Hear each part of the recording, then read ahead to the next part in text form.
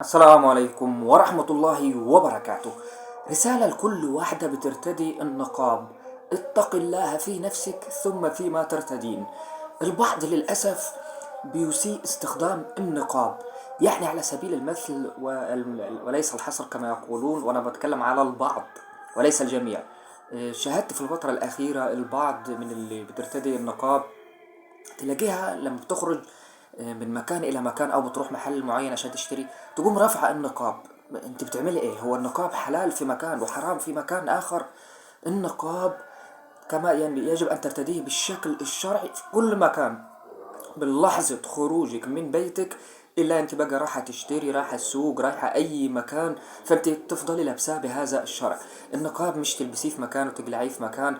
أو في بعض اللي بيستخدموا النقاب بشكل آخر، تلاقيه فتحة العين واسعة خالص وحاطة مش عارف إيه وتبرج. ده ما يتحسبش نقاب. النقاب من أجمل وأعف وأطهر اللباس للمرأة، فلذلك حاولي ان انت لا تسيئي لي. وكذلك برضو رسالة لبعض الذين يقومون بتربية اللحية، برضو لا تسيئوا إلى هذه اللحية.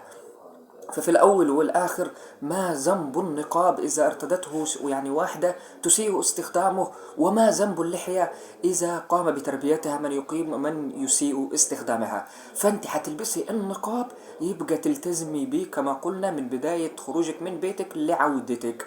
لا ترفعي في مكان ولا كذا ولا العينين واسعة ولا مش عارف، لا لا لا لا. هو النقاب معمول أساسا حتى يعف المرأة تمام العفة. يعني من النقاب من أجمل ما يعف المرأة. ولكن لو مش هتقدري تستخدميه صح ما تستخدميهش، الأمر بسيط جدا. لكن أنا ما استخدمش حاجة وأسيء إليها وبعد ذلك يرجع يقول لك الحق المنقبين والحق الملتحين ومش عارف إيه. لا، لو هتعمل حاجة اعملها تمام، يا إما ما تعملهاش أصلا.